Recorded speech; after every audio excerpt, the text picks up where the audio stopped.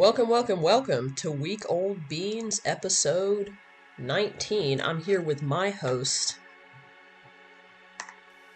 I paused so that you can go ahead and introduce yourself. I'm sorry. I am Fowler. I am the charming one out of the two of us. Ardot is the clever one, and I'm the charming one, you know? I can settle for being ugly but not stupid, so I'll take that. I'll take that. You know. This is episode 19 of Week Old Beans. As I say every time we do this podcast, I am just shocked that we've made it this far. We have a lot to talk about. A lot of shit went down in the news since the last time we recorded. Too much popped off. So, we're not going to talk about the invasion of, or I guess the attacks in Israel, because both Fowler and I want to do a little bit more research about that topic so we can do a full podcast on the Israel-Palestine issue, because I don't think we've ever talked about it on the podcast before. I don't think so either. And also, I think the last thing I read was about Netanyahu declaring war. So a lot of the way we cover it will depend on how the Israelis react, and then how Hamas reacts to their reaction. It'll be a whole thing. Yeah. Right now, from what I've read, we're looking at a lot of people dead. I think the last number I read was 600 and something. I read another number that said 700 to 800, and that's just within the past 48 hours. So, there have been conflicts between Israel and Palestine in the past that have, it's always kind of been a back and forth, and then it's out of the news cycle within like 2 days. Hamas does something, and I should say Hamas instead of saying Palestine, because this is really Hamas doing this. Uh, but this seems to be a lot bigger than that. This seems to be sort of the penultimate conclusion of this sort of back and forth between Hamas and the IDF. So in the coming weeks, we'll see how all that plays out, and we will definitely be doing probably a podcast next week on, a full podcast on what's going on. So just wanted to address that before we continue with the main topic of today's episode. Just because I know I'm going to get a comment that's like, why are you guys not talking about what's going on in Palestine, Israel? It's like, yeah, so we know. We're here. I got a phone, I got alerts. Just like I got that government alert on Wednesday that apparently outed a fuck ton of Amish people. So, rest in peace to them. It's hard enough being Amish, okay? Yeah, hard enough. They want their phones secretly, I think that's fine. Well, it's not secret anymore. Not anymore. We're gonna do a relatively light episode this time, because we're gonna talk about the speakership battle, which is it's not relatively light. What do you mean relatively light? That's like a crisis. I mean, versus 900 people dead, a piss baby losing his job seems fine. True. Yeah, it's unfortunate to Kevin. R.I.P. Kevin.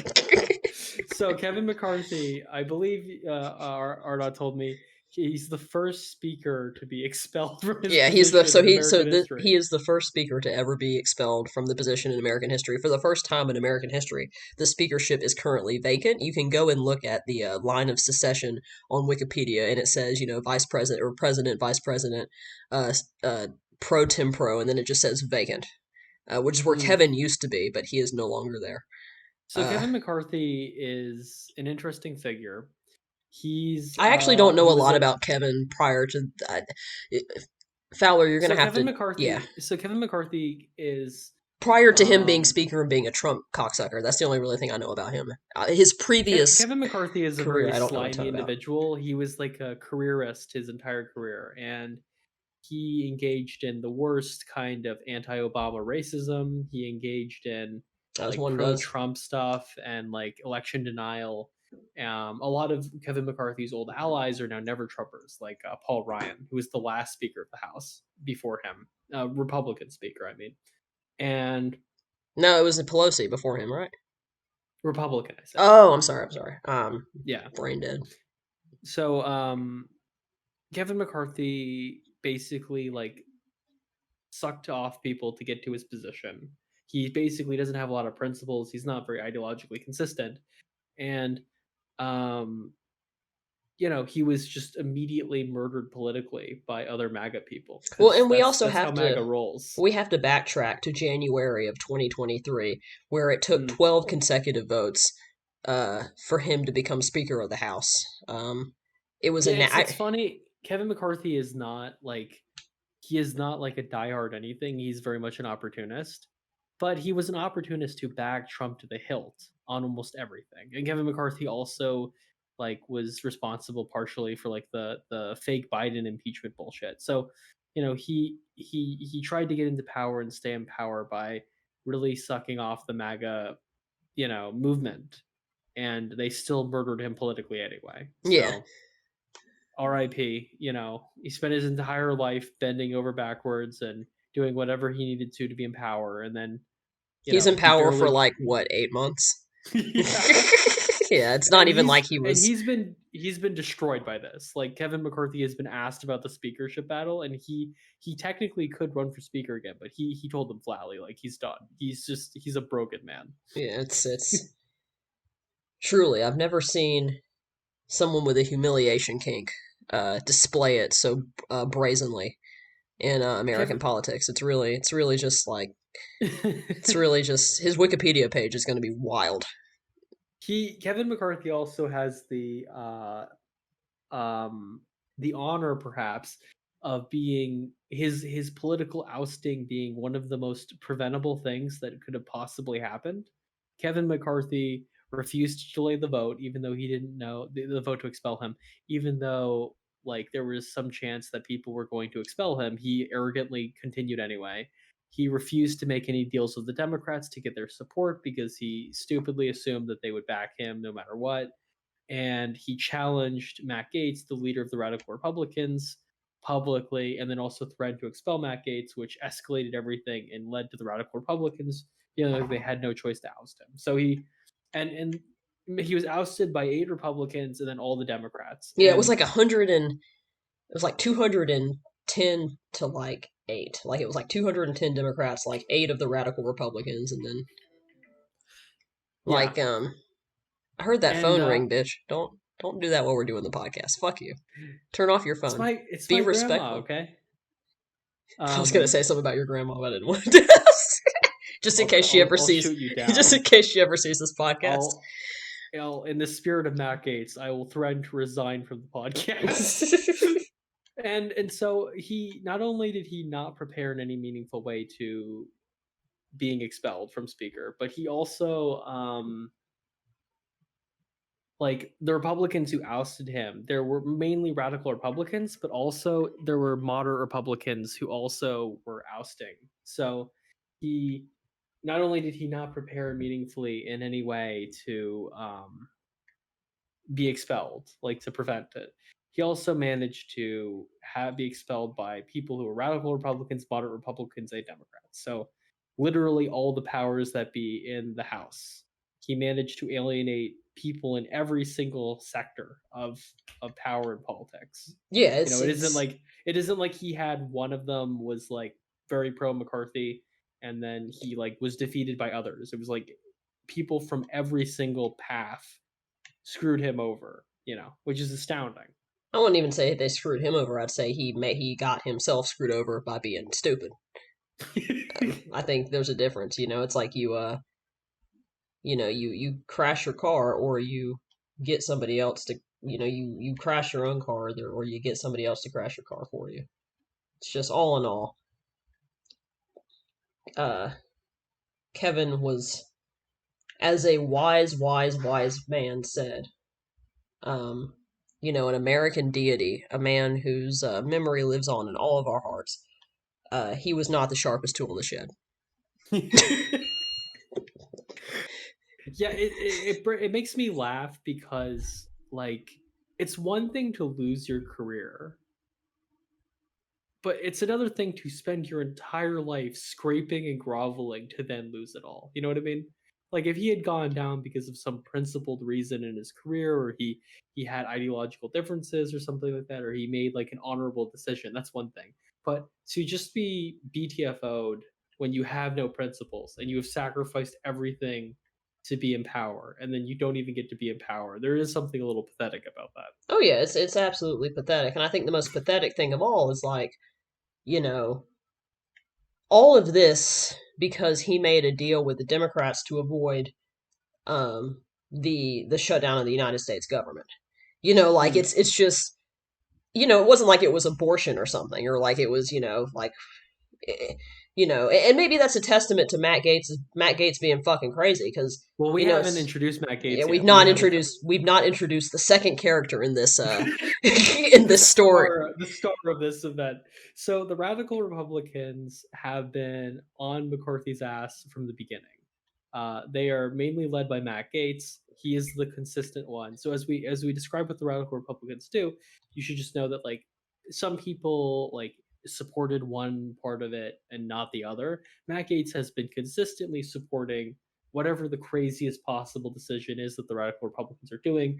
You can rest assured in this story that Yeah, he is cheerleading he's basically the Joker. it. Like he's effectively like the congressional equivalent of like the Joker doing the Yeah. whole, introduce a little bit of chaos speech to Harvey Dent in the hospital. That's basically the role Matt Gaetz plays in this story. So, yeah, I feel like we say we haven't introduced Matt Gaetz, but anybody who's paid attention to American politics for 5 minutes should probably know who he is. But do you want to give a little profile on Matt Gaetz, using lawyer language such as allegedly and by word of mouth, just to make sure we don't get sued for defamation in the future if he ever becomes like the fascist dictator of the United States?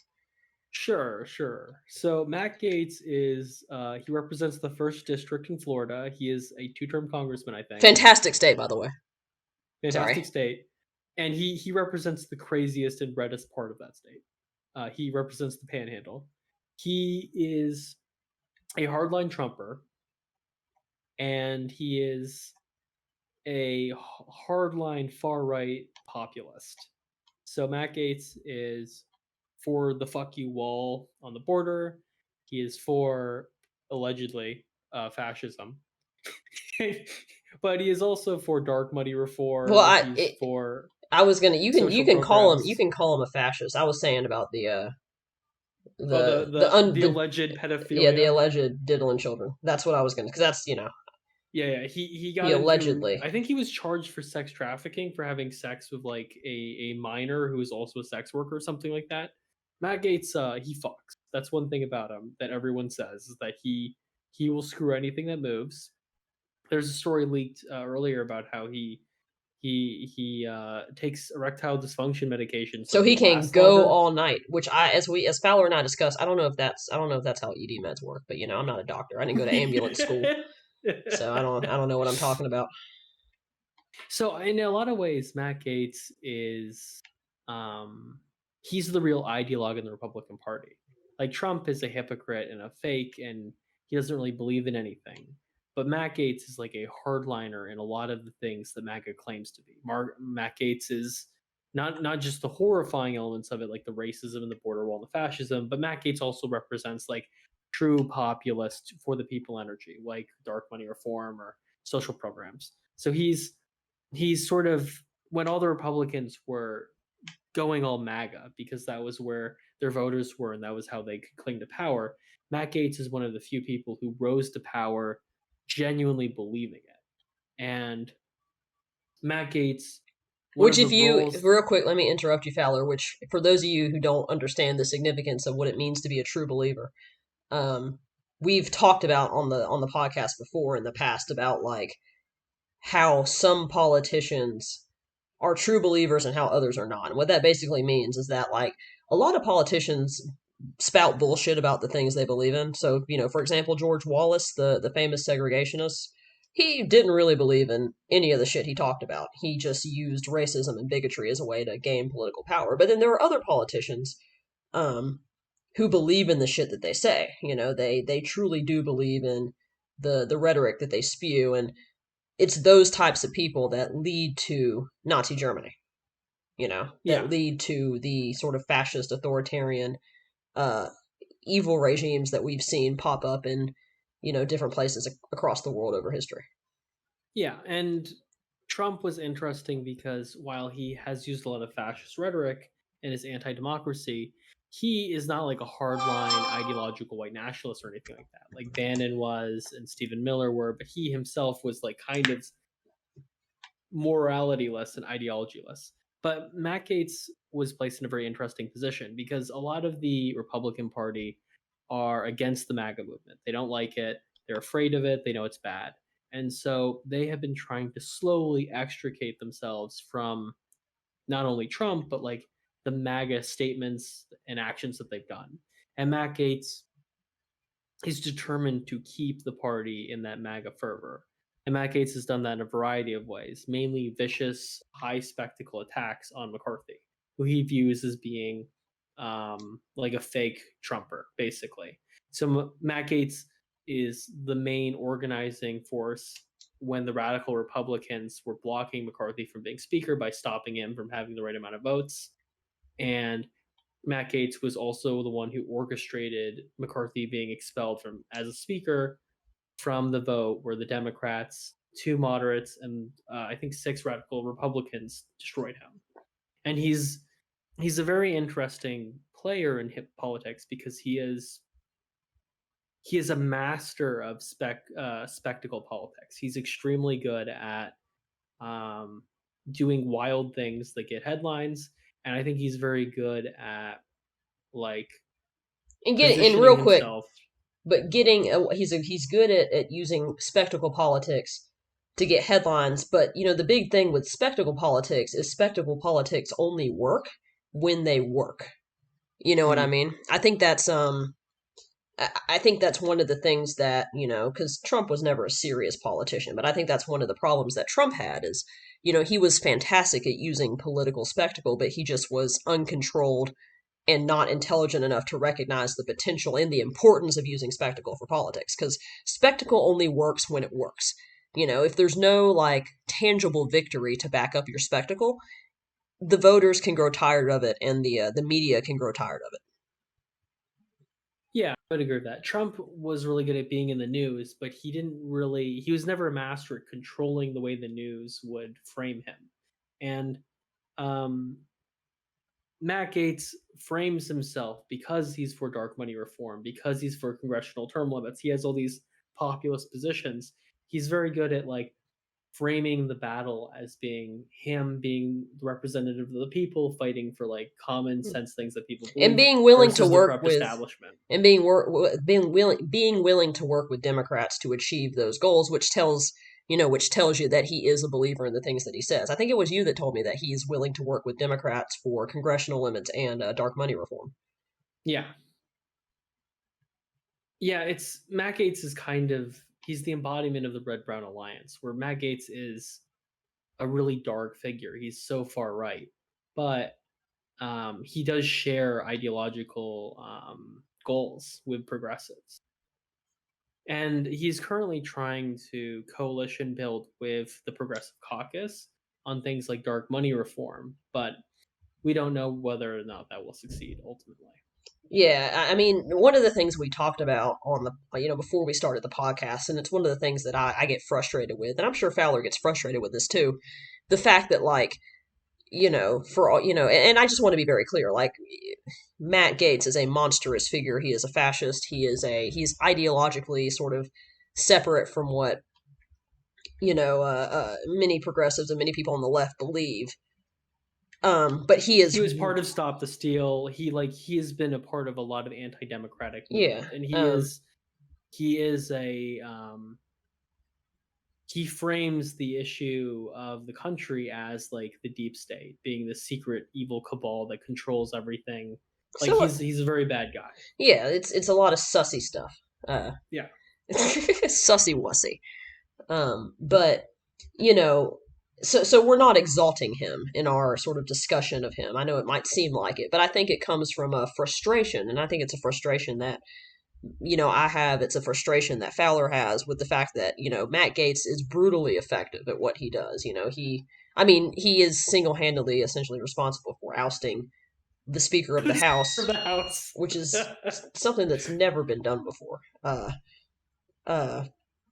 and I think it's frustrating because both Fowler and I just we just wish there was somebody on our team with that level of aggression and sort of political intelligence, and it just doesn't seem like there is on the side of the Democrats, or just Yeah, the broader left. I don't even want to say Democrats because I don't even think that I'm in line 100% with what the Democrats say a lot of the times, but just broadly on the quote unquote left, whatever that means, whether it be progressives, Democrats, left wing moderates, whatever. There's just nobody that we have that matches that energy. yeah, totally. Like Matt Gaetz has probably done more to raise the attention of dark money in the Congress than any progressive figure on our side. Matt Gaetz, his strategy is very interesting because he's like a hardline populist who takes a lot of issues that a lot of people like feel, especially about anti-corruption, and he combines that with like the political spectacles in order to get the media to follow him and take his word for it, and then he combines that also with a high level of aggression. Matt Gaetz loves to battle the leadership. He loves to challenge the Republican Party directly, and Which by the way, no progressive has really effectively done. Since no, maybe Bernie Sanders. I mean, Bernie Sanders is the only politician we've seen that's made an effort to and to an extent.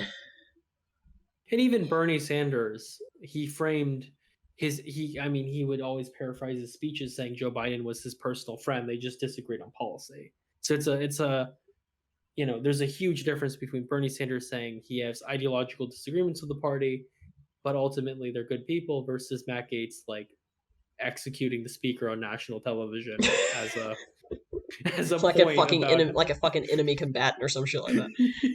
yeah.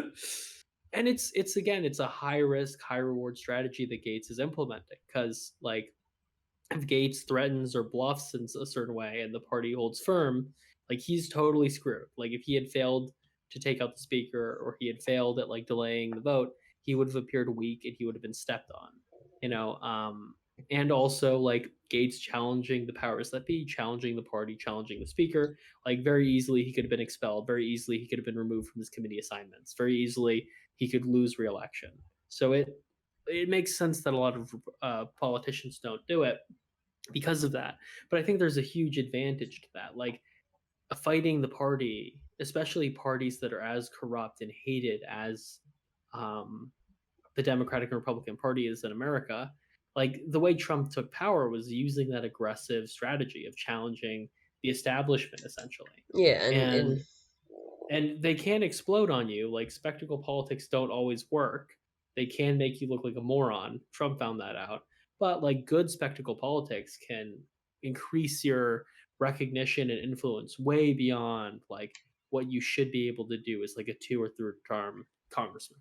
um, if I had to use, if I had to say that when it comes to spectacle politics, I would also make the argument that Cori Bush and Nina Turner are pretty good at that too. But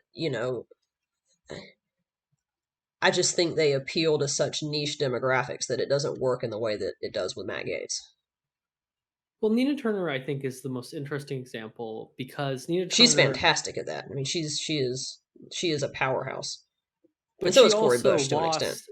But Nina Turner, she was she tried to run for Ohio national rep, but Nina Turner lost because I think she went too hardline.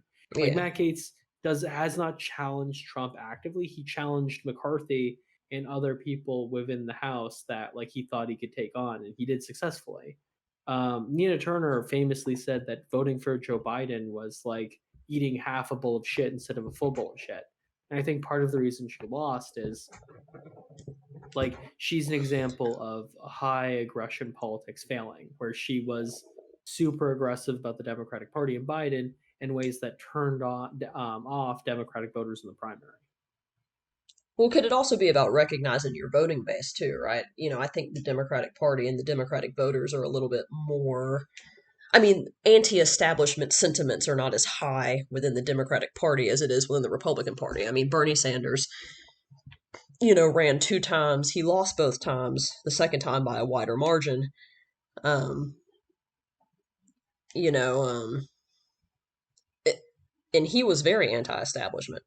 And I've said Mm. before, like I'm always on the fence whether or not like Bernie Sanders losing was because of his opponent. Like if there was a alternate universe in which in 2016 it was like, Bernie Sanders and then whichever one of the other, whatever other Republican ran in 2016 that wasn't Trump, like fucking Mitt Romney or somebody. Like would Ted the out Cruz, Marco Rubio, yeah, like yeah, like establishment Republican. would the outcome have been different? Would Bernie Sanders have beaten Hillary Clinton in the primaries, or would he have beaten Biden in the 2020 primaries? But is the existence of Donald Trump just such an existential threat that we're not really able to think of anybody outside of the establishment because we feel the establishment is the only protection we have against total collapse? Well, it's interesting you say that because I do agree with your point, and there's polling that indicates it. Like, um, Democrats, the majority of Democrats, electability is the most important issue when it comes to their candidate. With the Republican voter, it's like 20%. So, like, Republicans, at least contemporary Republicans, they're way more likely to back people who have a worse time in the general because of like being more ideologically in their favor. So I think the Republican Party is way more willing to roll the dice on people like Matt Gaetz and Donald Trump than the Democrats are. I wonder if that's a blessing or a curse. I mean, A little bit of both. I mean, like a party that really cared about electability above all else, I think like would not have supported Trump in 2016 and certainly wouldn't be currently gearing up to support him in 2024. It's kind of a yeah, wild thing. But also, like, if they do succeed, it makes the chance of them succeeding lower. But when they do get their guy in, they do have like hardliners like Matt Gaetz and Donald Trump that like, the Democrats would never put someone that fanatical in power. yeah, And Matt Gaetz really demonstrates how useful and effective and dangerous it can be to have just a couple of people like him yeah, in power. yeah. Well, it's what we don't want to have happen, and I think this the book that I read, it was the history of the Southern Republican. It's a book that I read a couple weeks ago, and it talked about the party switch and about Democrats and Republicans and whatnot. Mm. Um,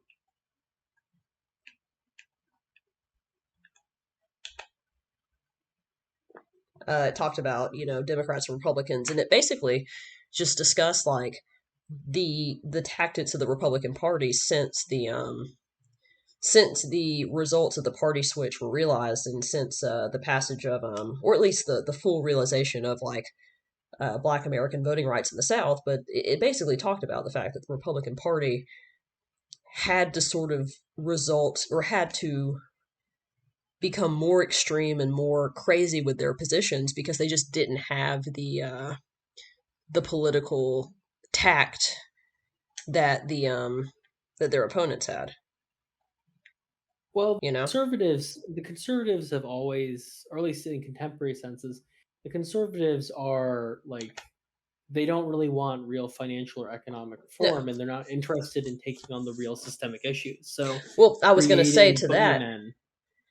I was gonna say to that, I think it's like, are we starting to see sort of the integration of those tactics where, you have the Republican Party, which is, historically had to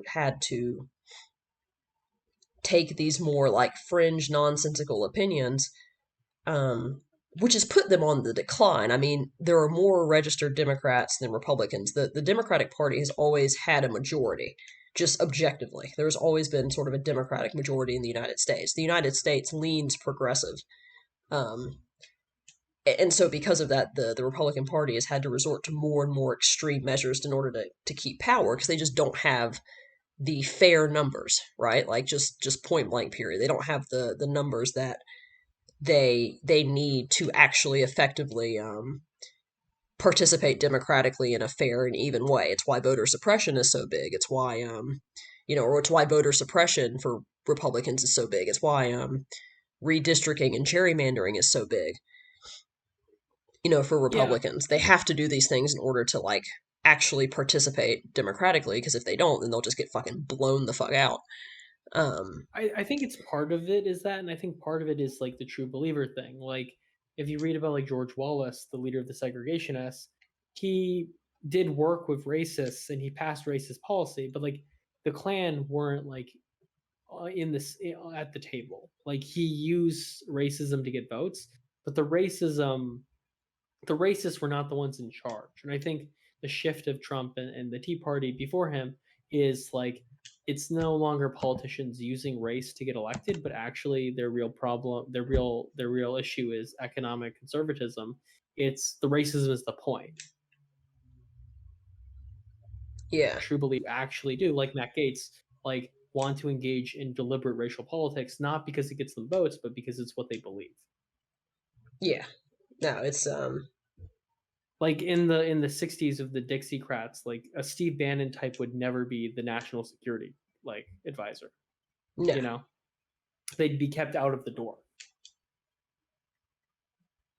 yeah. It's crazy the shift that we're seeing. Do you think that? I mean, I guess now that you've opened the you've opened Pandora's box, I guess. Um, we've opened Pandora's box, and now we've kind of let the monsters out. So it's a lot harder to get rid of those monsters than it is to keep them inside the box. Um, so we're gonna have Question: a problem on our hands. The question I think is like, to what degree is the Tea Party and MAGA instructive? Like, should the Democratic Party also lean into the populism and use a lot of that spectacle politics and aggressive politics, or is that a poison? Is that not able to be controlled? And actually, we need to lean more and more into sort of moderate politics and the institutions. That's the real battle between the moderates and the progressives in the Democratic Party. Is like the Republican Party is transformed. How should we ourselves transform in order to battle them, more or less?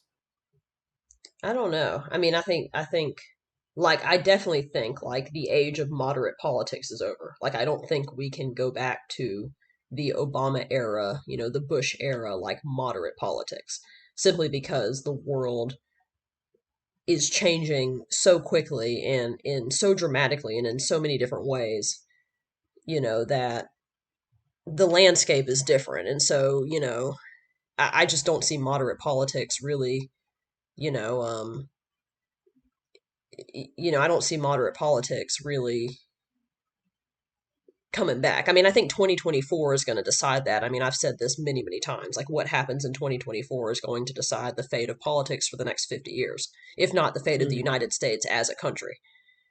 Um, Yeah, you and know, I'm very Joe Biden is not a good candidate. He's old and not popular, but I think it's very dangerous that the Democrats have essentially rigged the primary so there is no primary.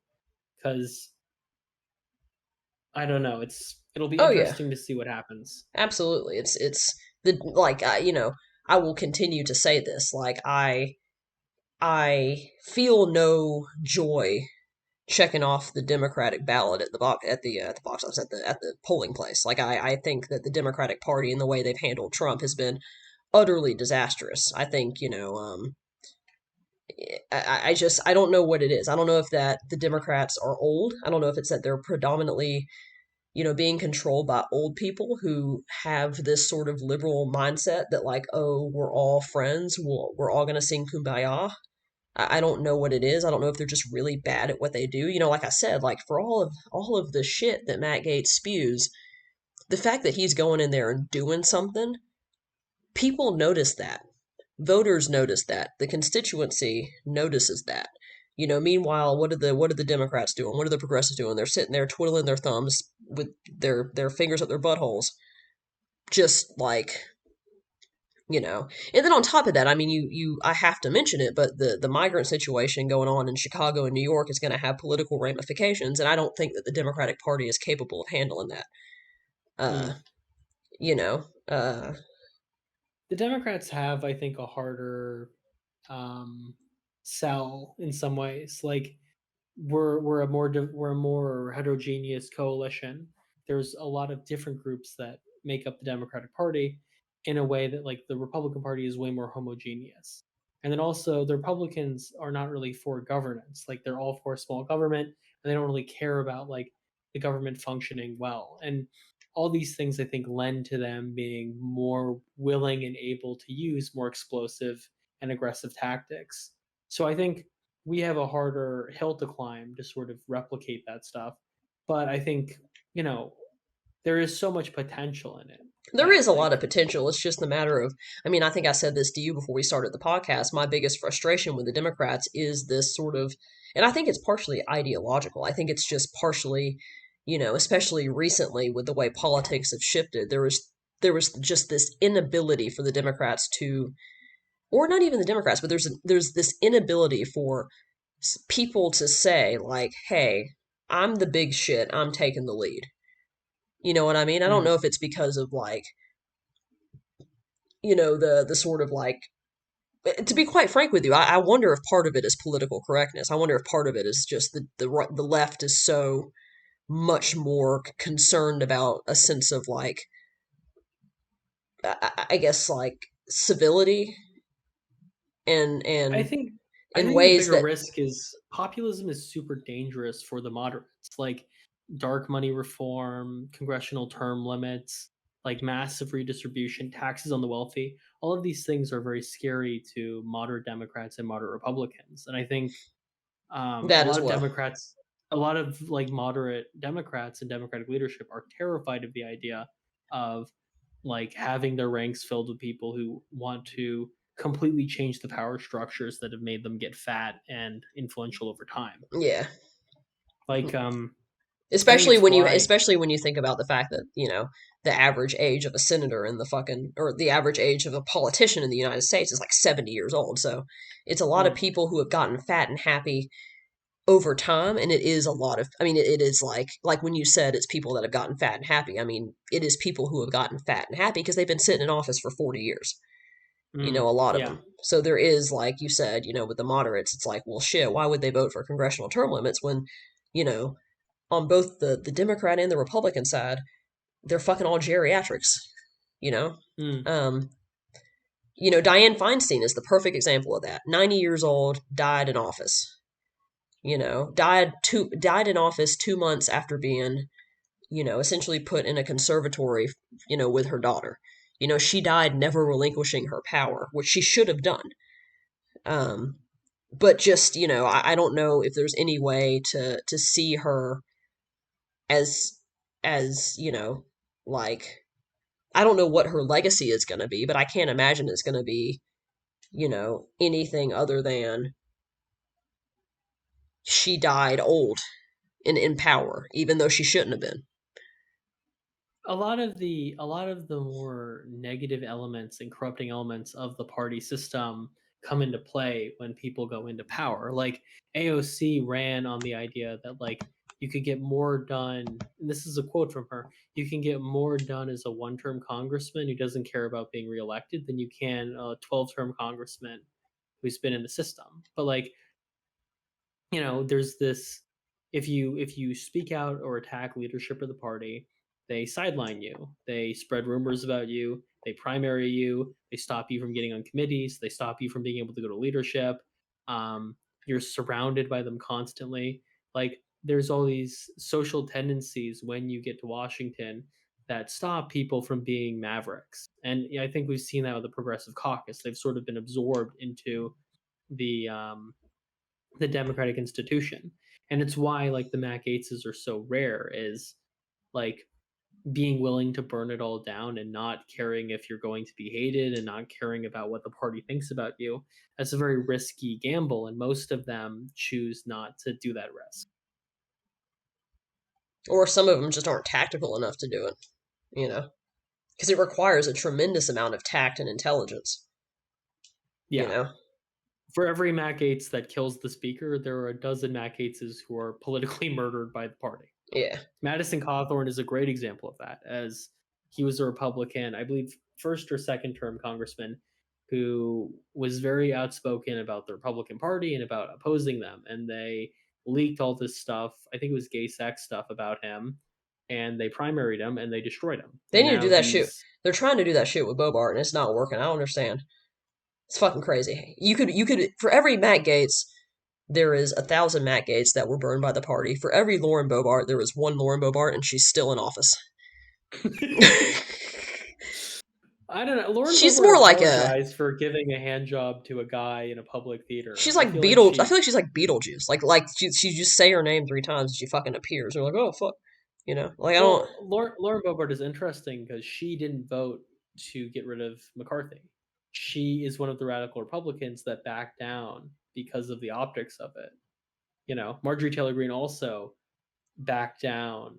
Well, she and Um, Kevin McCarthy were Kevin McCarthy gave Marjorie Taylor Greene a bunch of committee seats, and he mm, defended her when she made like a bunch of fucking crazy comments that should have gotten her kicked off those committee seats, but he refused to kick her off. So that's why she probably didn't vote for, to get rid of him yeah, that's true. because she owed him, you know.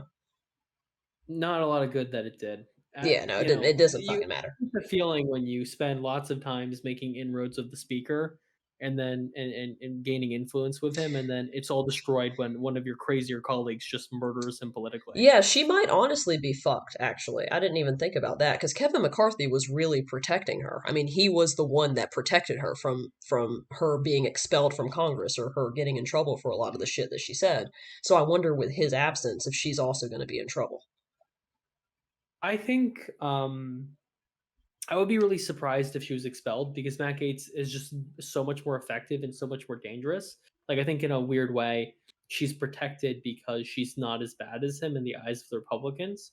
But I do think like this is going to affect her in the long term. Like she is going to be painted by the other radical Republicans as not being strong enough and not being loyal enough to actually care about their agenda. And her backing down in these pivotal moments I think will remove her from really having the ability to be leadership or, you know, um, have a seat at the table. As a wise man once said, "Rip Bozo." Anyway, we got to end this podcast. We're at like 40 minutes. Okay. Yeah, 42 minutes. Um, yeah, we're gonna end it there with a Rip Bozo. Um, I don't even know what else to say to end this. Fowler, how about you do the conclusion? I never let you sign out, except for the one time I let you sign out. So why don't you go ahead and sign out for us?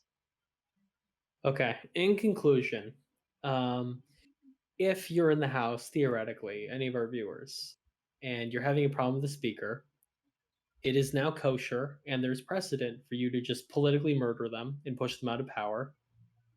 And also, there's precedent if you're a congressman to take erectile dysfunction medication, even if you don't have that problem. So I advise our viewers who are in that position to do both those things. In Minecraft. That's just for any liability, so that way if the FBI comes knocking on our door like, hey, you talked about committing violence against a public official, I can be like, I said in Minecraft. Or in Roblox, whatever your preference is, I won't Okay, judge. there are many hardworking, patriotic Americans who have erectile dysfunction issues. Okay, I'm not ashamed to support those people. I thought you were about to say I'm not ashamed to have erectile dysfunction. I was gonna be like, this is new information to me, Fowler, but I appreciate your honesty. I can't have erectile dysfunction because I have a vagina. So that seems like a you problem, and I hope you. Allegedly. Allegedly. Ardot allegedly has a vagina. Yeah, all right, yeah. I don't want to dox Ardot, so It's fine. I allegedly. feel like saying my gender is like there's like 50 there's like 51% of the population is female. I think, it's not like we're narrowing it down, to a small number of individuals. But yeah, so Fowler, go ahead and sign off. You remember what I say at the end of the podcast, right? You can do this correctly.